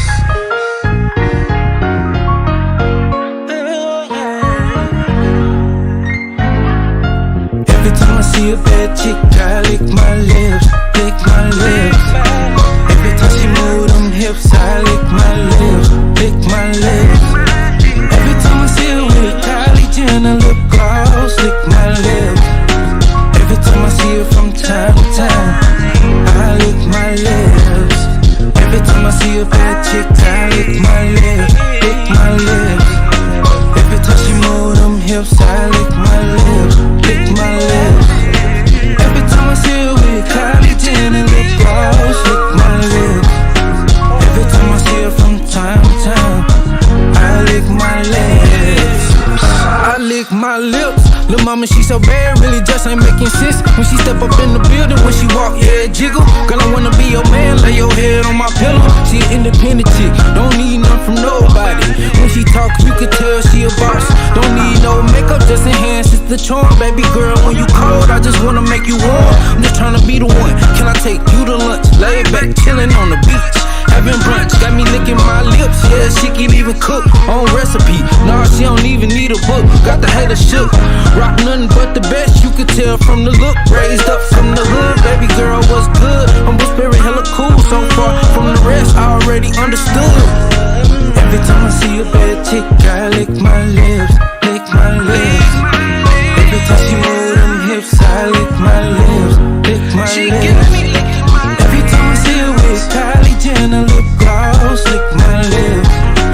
Every time I see her from time to time, I lick my lips.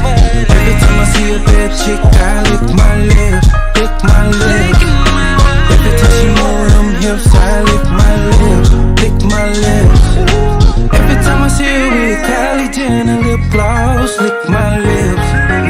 Every time I see her from time to time, I lick my lips. LL Cool J when I lick my lips. Call me GQ Smooth when I lick my lips. I ain't tryna be rude when I lick my lips. She said, baby, you a fool when I lick my lips. Yeah, you the best. Every time that I see you, I can feel it in my chest. Move around real quick, she ain't with none of the next. Real sweet woman, I can feel it all in the flesh. Get money, pay her ties, cause she know that she blessed. Give me a hug of the way that you smell. 2 jobs, work hard, and she hella bad, got her own vibe. Nah, she ain't nothing like the last. Get off of work, go get a drink, and she smoke a little gas. You could tell she was raised from a clock of the past. Got me licking my lips, we ain't moving too fast. I'ma let it be known that I wanna be your man. Every time I see a bad chick, I lick my lips, lick my lips. Every time she move them hips, I lick my lips, lick my lips. Every time I see her with Kylie Jenner lip gloss, lick my lips. Every time I see her from time to time, I lick my lips. Every time I see a bad chick, I lick my lips, lick my lips.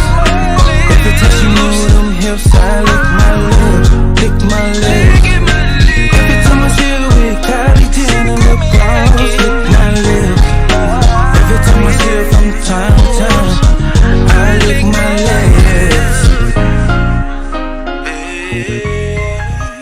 She look like Kylie Jenner, lick my lips.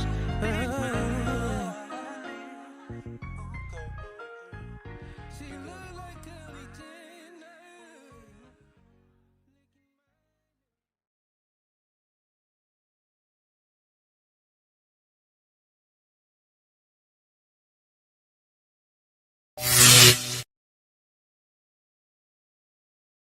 right, I got to thank my man TNF Lando for hanging out with us and coming on the show. The song you heard before his interview was Family.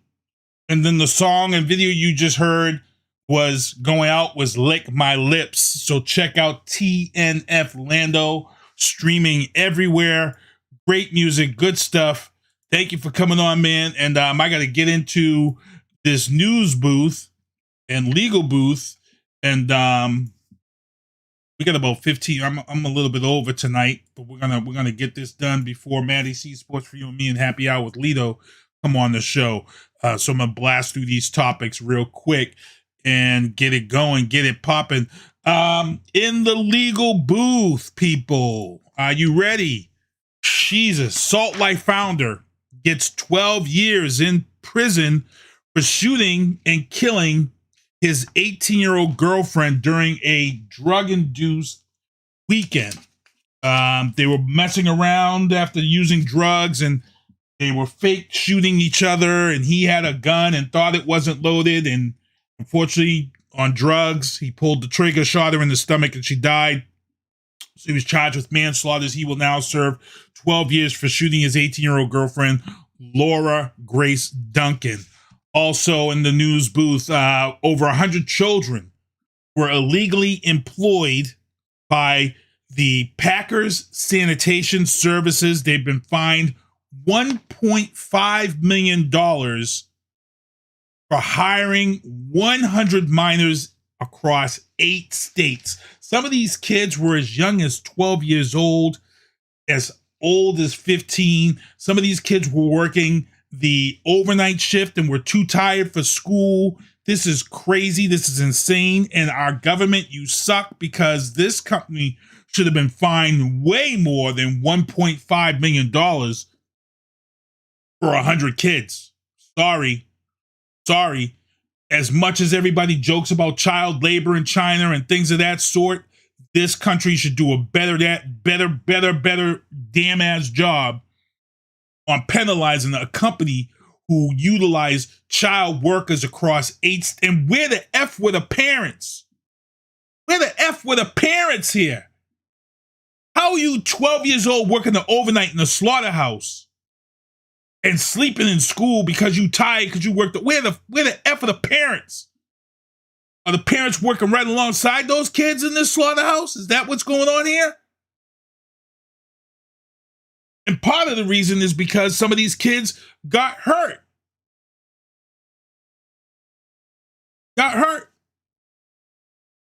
It's crazy. Ken says all guns are loaded until proven otherwise. How effing times do we have to say that? I know, Ken. We talked about dumbasses going to MRIs with their guns last week. Dumbasses. This is what I said. This is why people need to be taught the basic handling of a firearm. This is why this constitutional carry thing that's going on in Florida is crazy. It's scary. It's the little things of knowledge like that. You go for your LTC, one of the first things they tell you is treat every firearm as it is loaded. The number one rule. How about we throw some people in jail for child abuse? I agree. How do parents not know? How do parents not know this? I was going to share a video, but I'm running a little late, so I don't want to share that video of that. I'm going to go along. Entertainment booth, rest in peace, Raquel Welch, 1943 to 2023. No. 1940 to 2023, because she was 82. Raquel Welch. Barbarella is my first earliest experience with Raquel Welch. I remember watching Barbarella, sneaking in the bedroom and watching Barbarella on 38 every time it used to come on. As a teenager, Barbarella was like hardcore porn when you watched it as a teenager back then. That was like, oh my God, Barbarella. Raquel Welch, Barbarella, 1 million years BC. She rocked that ill bikini in 1 million years BC. So rest in peace to her. A lot of you people don't know this guy. If you're a nerd like me, Leiji Matsumoto created a spaceship battleship Yamato, which we all knew here in America as Star Blazers.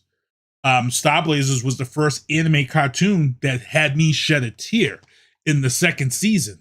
In the second season of Star Blazers, they went up against the Comet Empire, and the Comet Empire was it had just reached the moon, and it was the season was winding down. The Comet Empire had just reached the moon, and the Yamato had been beefing with this other captain who was on this ship, the Andromeda, which was a updated ship. It was more modern, and the Comet Empire was coming to Earth. And yep, Ken, you're right. Jane Fonda was 1000 BC. You're right. You are right. 10,000 BC was Raquel Welch. You are right. But Spaceship Yamato, Star Blazers, Andromeda. The captain of the Andromeda used to battle with the captain of the Yamato, and then when the Comet Empire came and made their last stand, the Andromeda drove itself into the Comet Empire to try to stop its advancement to Earth, to planet Earth. And it was just so crazy because back then, as a kid, you didn't see people die. You didn't see people die in cartoons. You know what I'm saying?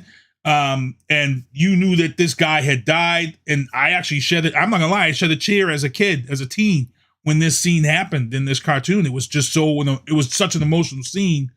And, Star Blazers. And also, if you watched Force 5, the TV series, where you had 5 different cartoons each day, Monday was Dengard Ace. And Mr. Matsumoto was the creator of that Dengard Ace show. So he's responsible for a lot of the anime back in the day.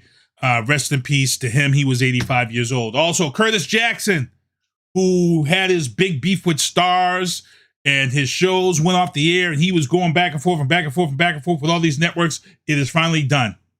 50 Cent has signed a multi-year deal with Fox.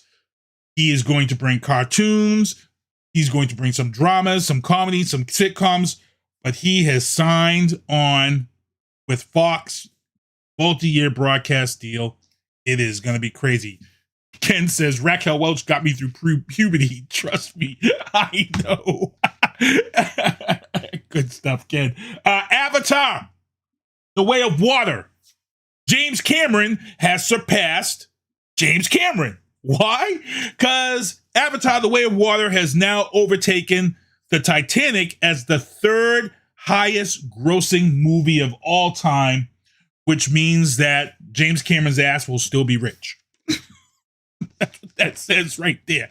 And I loved it. I loved The Way of Water, and I can't wait to see the next 2 installments. Also, this past weekend, Ant-Man and the Wasp: Quantumania destroyed the box office. $120 million. $120 million opening. And the post-credit scene I heard was just insane. There's a lot of mixed reviews, but I can understand the mixed reviews because you have a bunch of people who like superhero movies but don't know nothing about the superheroes they are watching. They didn't like it. While you have people who know about superhero movies and the characters who absolutely loved it. My brother went to see it. He loved it. He said it was great. He said the post-credit scene was off the chain. He understood what was going on for this Phase 5 and who they're introducing as the big baddie. So we're going to see that right there. Let's get into the sports booth. In the sports booth, rest in peace, Major League Baseball's Tim McCarver. He was the announcer on Fox. He was aside Joe Buck. He's done some of the greatest games out. He's done a lot of things. 81 years old. Rest in peace, Tim McCarver. Longtime baseball announcing icon. Also, congrats to Joe Mazzulla, who has been named head coach. He was the interim head coach, but now he is the head coach. Celtics are in first place. They're picked to win everything this year, so they promoted him and extended his contract. So congratulations to Joe Mazzulla. Also, this past weekend, it was a joke of a game. It was just a joke. Team Giannis against LeBron. There was no defense played, but Jason Tatum did score 55-something points. He was MVP, and him and Team Giannis took home the title from Team LeBron. So that was NBA All-Star weekend, and there was Mac McClure took home the dunk contest. That man scored 50s across the board in my book. It was craziness. Also, Polaris releases a special edition Roush Racing Slingshot. Actually going to show that clip of that tomorrow night on Drafting the Circuits. If you tune in to Drafting the Circuits tomorrow night, they've got talk about Daytona. We're going to show this clip featuring this new Polaris, and it's going to be good stuff. So tune in tomorrow to see this video of the new Polaris Roush Racing. It's actually the first collab between Polaris and a race team. And I can tell you right now, oh my God, that it's lovely. Lovely. Also, UFC fighter Conor McGregor denies stacking his team with his own fighters for the first episode of Tough 31, season 31. This actually came out because there are some fighters in New England.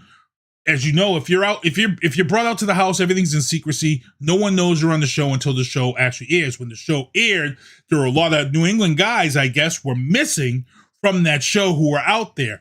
And when the word is that when Conor McGregor got there to the house, he didn't want these guys, the pool that was there on his team. He wanted his guys, and supposedly he stacked the team with his guys. If he did, then Conor McGregor, you are a big ass. I ain't gonna say it. But wrong. It's wrong. And we're gonna see what happens here. And I'm kind of pissed at Dana White for letting that happen too. But he loves controversies. Screw him. Also, Daytona 500 was this weekend. I'm not gonna get all over this, but they're gonna break it down tomorrow on Drafting the Circus, so you want to make sure to tune in. But Ricky Stenhouse Jr. took home the title. Brad Keselowski, you blew it. That's all I got to say. You had it, and you blew it. You are what you thought you were. And my man Travis Pastrana raced his first Daytona 500. Never had experience racing in NASCAR like this.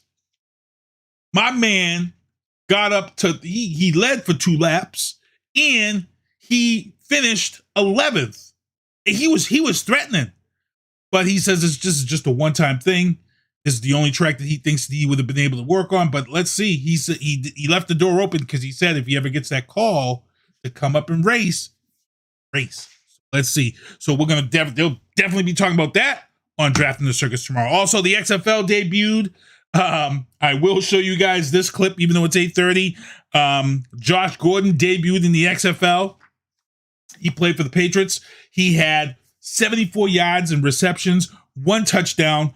It was a good weekend for the XFL overall, but guess what? San Antonio and DC Defender fans stole the weekend away from the players, from The Rock, from Danny Garcia. The DC Defenders, they've had a team in the XFL 3 times now, and now they are back, and they had made a name for themselves. They had this thing called the Beer Snake, and they set the world record. It started with XFL, and that's when everybody drinks their beer. They put the cups together and try to make the longest beer snake. Well, security took that beer snake away from the fans, and guess what you got? You got this incident.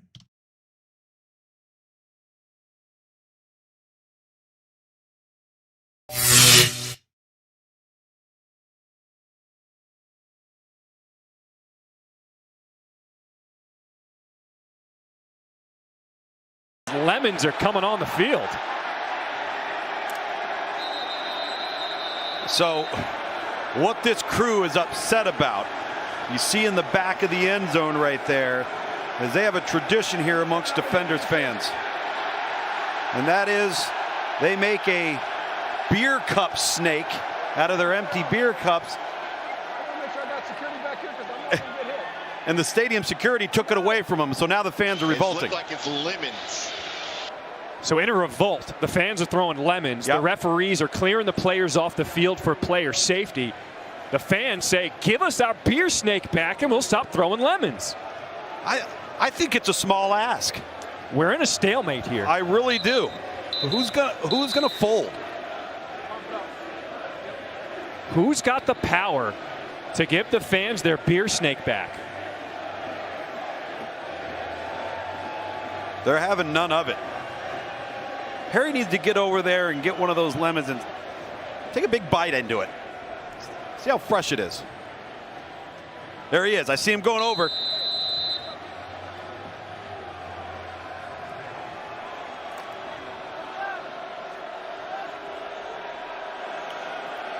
So after the penalty, backs up Seattle, 1st and 15. DiNucci pressured, and they got him.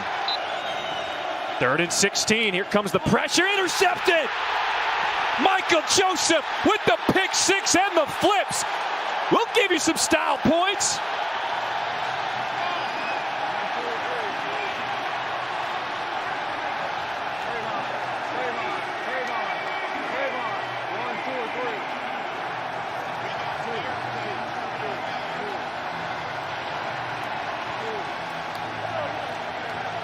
It's an XFL party here in DC, and everyone's invited.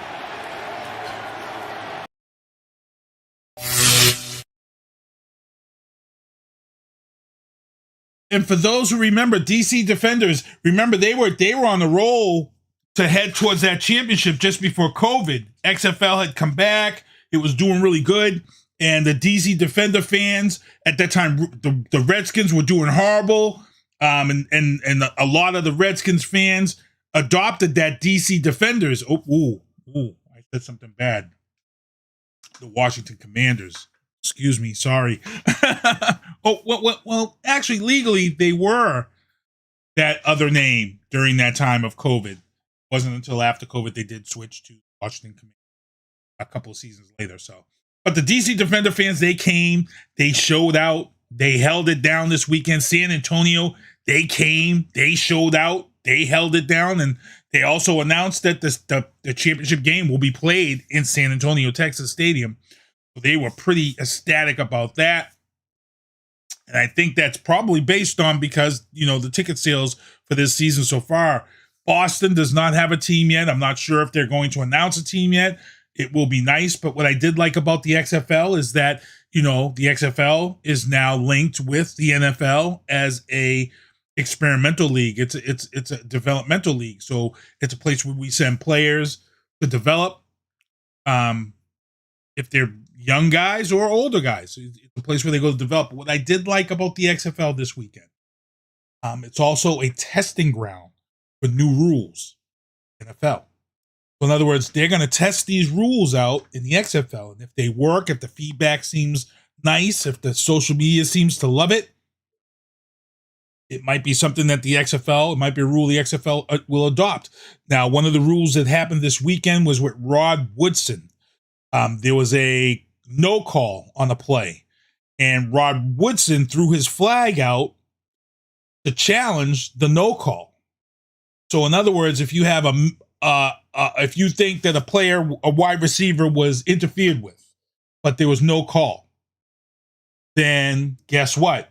They can now go to review and call that challenge, and then you can put the penalty into place if you win the challenge. I love that aspect about the XFL because the NFL refereeing this year in the NFL sucked for an entire season. And yes, it does slow the game down, but you know what? It will make these refs start calling better games. And I love that aspect of the XFL. Kickoffs and stuff are also different, but this will be week 2. Check it out, and it'll be good stuff. And let me just get into my next one here. Biden Bombshells, because I get ready to wind down the show because Matty C Sports for You and Me is starting. He's 6 minutes in, and he's got some great guests tonight. He's got Grayson Cole, who will be at the PBR this weekend, and then he's got Peter Barrett on tonight. So you want to check out both those interviews. But then the Biden Bombshells, senior ISIS leader was killed after detonating a vest, a bomb vest. And when he detonated the bomb vest, it injured 4 U.S. troops and a service dog. I think they were flown to Germany, is where they were flown to for their injuries. But this ISIS leader, I forget what number he was, but he was up there. He's now gone. So great job for our service members, and prayers and blessings go out to them. Hopefully they heal up, including the dog. Also in Biden Bombshells, Joe Biden went gangster for President's Day weekend. Why? Joe Biden went and snuck into the Ukraine Nobody knew. You know how much goes into this, keeping this quiet. Yep. He went in. President Zelensky and him got together. They went over Kiev. They went through other areas of the Ukraine. That is a gangster move by Joe Biden. And I seen people out here complaining about the fact that Joe Biden went over there and told him that he's giving them aid. And guess what, people? That stop doing this. Stop. First of all, Congress, it's a bipartisan thing.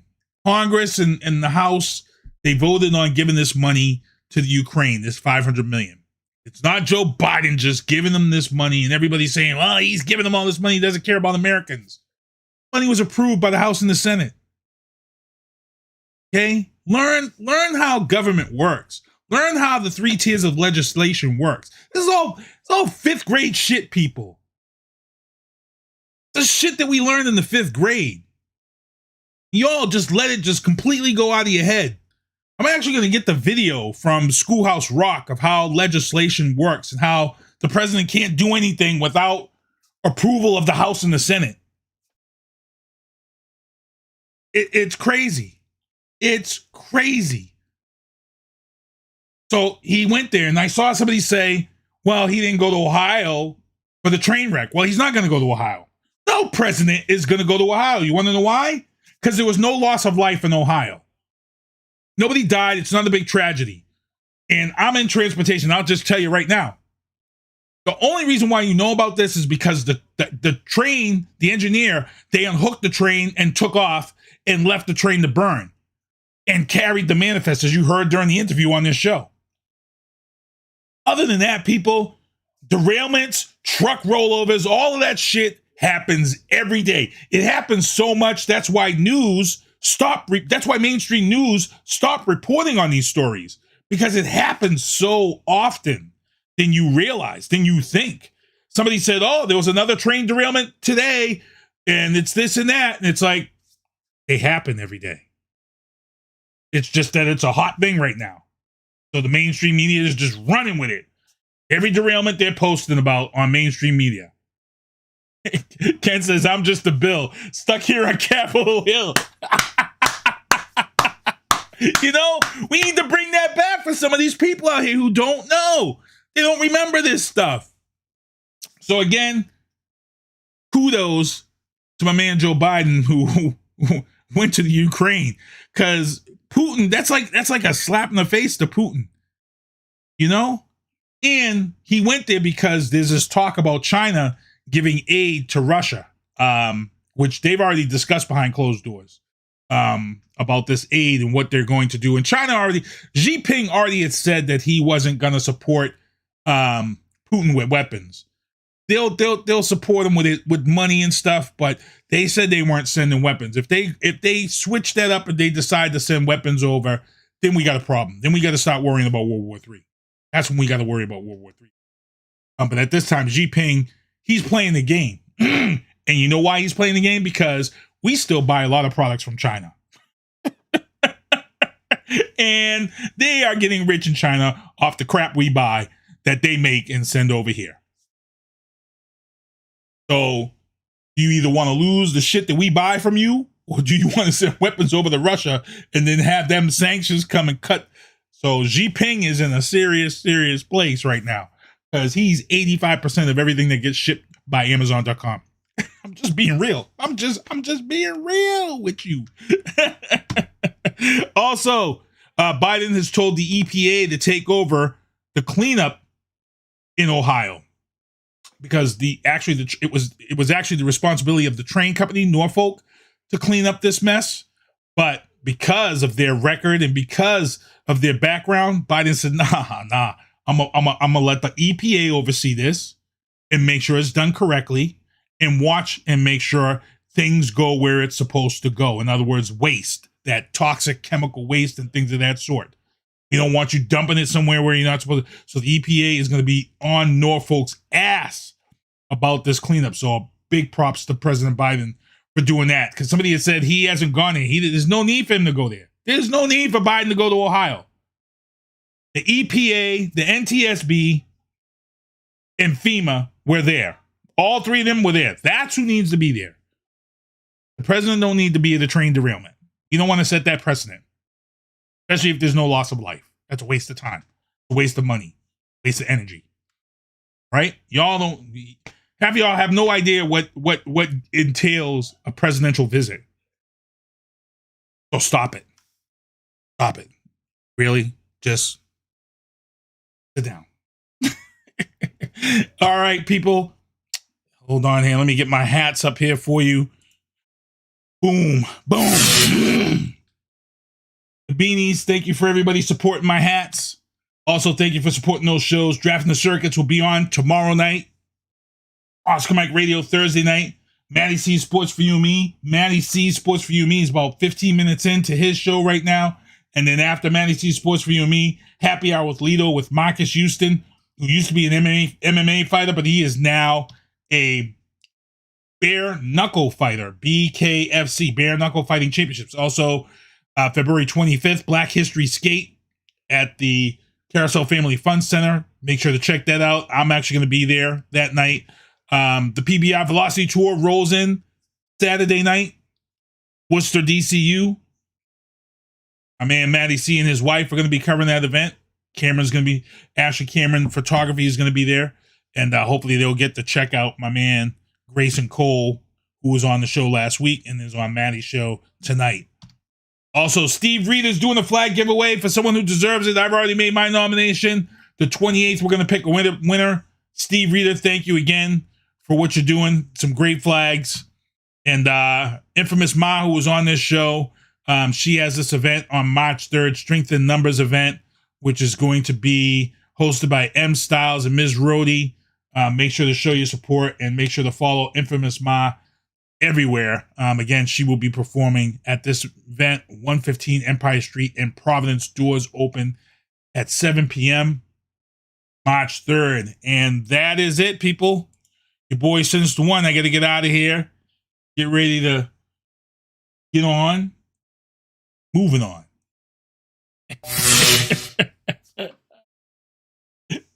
Moving on. Ken Diesel, thank you for tuning in the show. Everybody, thank you for tuning in the show.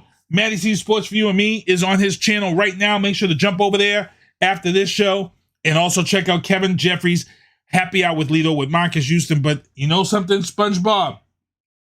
Quick, do me a favor.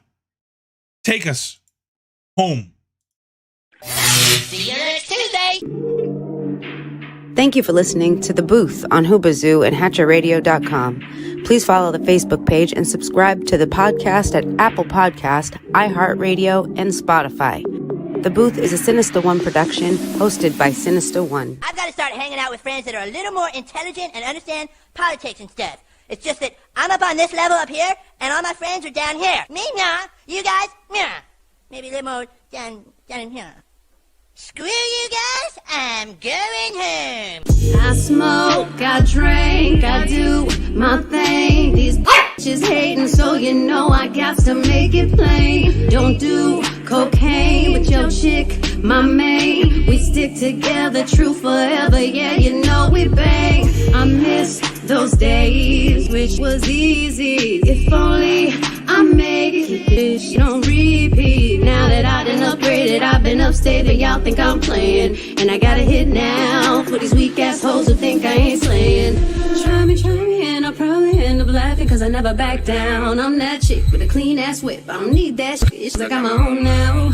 I get hurt, I get tired of fussing, fighting, guess I gotta crack down. Don't mess with me, cause on everything, I'ma have to bring the whole city out. WHOOBAZOO, that's Hoobazoo.com. Enter website.